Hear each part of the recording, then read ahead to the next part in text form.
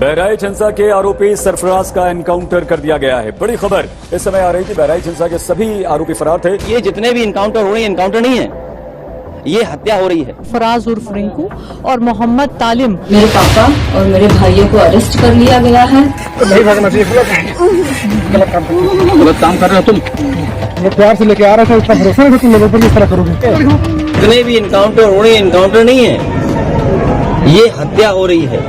सरफराज की बहन का कहना ये है कि कल पुलिस ने गिरफ्तार किया था और आज एनकाउंटर दिखाया, कल गिरफ्तार ये उत्तर प्रदेश की पुलिस को बिगाड़ दिया है। एनकाउंटर, हाफ एनकाउंटर, ये डराने के लिए हैं। सरकार जो अंग्रेजों ने कभी नारा दिया था डिवाइड एंड रूल, सरकार उसी पे काम कर रही है। और मोहम्मद तालिम उर्फ सबलू, इनकी निशानदेही पे जब पुलिस की टीम नानपारा क्षेत्र में मर्डर वेपन की रिकवरी के लिए गई तो वहां पे इन्होंने मर्डर वेपन को लोडेड हालत में रखा हुआ था, जिसको लेकर पुलिस पर फायर किया गया। पुलिस ने अपनी आत्मरक्षा में जवाबी फायरिंग की, जिसमें इन दोनों को गोली लगी है।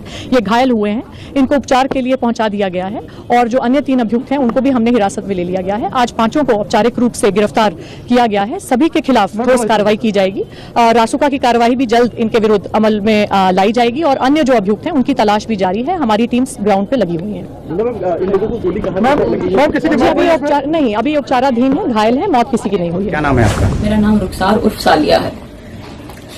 मैं बहराइच के वानागंज की रहने वाली हूँ। मेरा मायका महाराजगंज में है।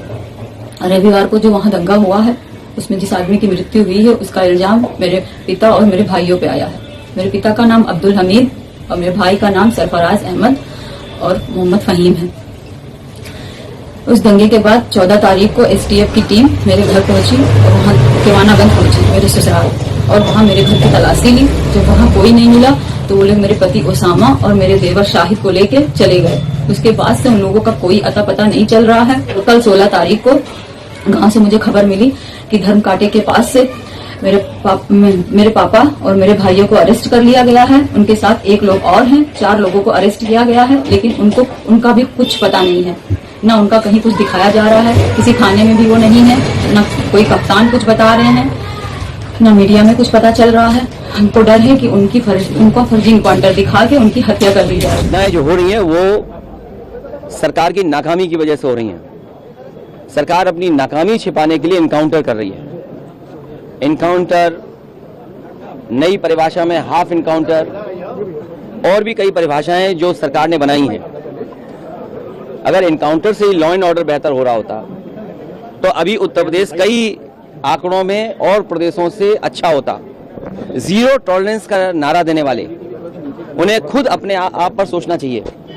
ये एडमिनिस्ट्रेटिव फेलियर था, सरकार का फेलियर था कि जब वहां पर तय था, पुलिस की जानकारी में था, तो आखिरकार आपने शांतिपूर्ण ढंग से क्यों नहीं प्रोसेशन को ले जाने दिया या उस कार्यक्रम को संपन्न क्यों नहीं करा पाए।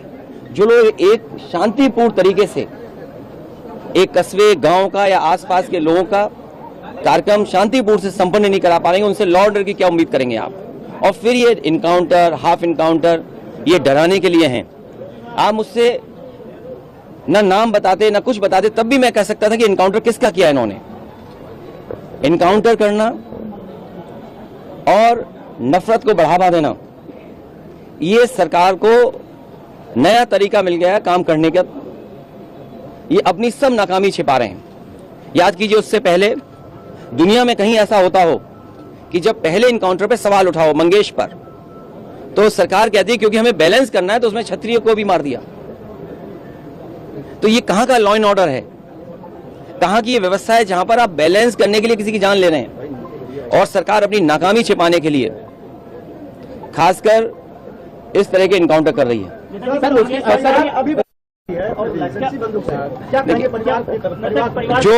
जो घटना हुई दुखद हुई, जो घटना हुई दुखद थी और ऐसी घटना समाज में न हो। जो वहां पर फेलियर था, हमारे साथी ये पूछ रहे हैं कि आप क्या करते या क्या परिवार से मिलेंगे। जो दुखी परिवार होगा उसको न्याय दिलाने के लिए हम लोग काम करेंगे।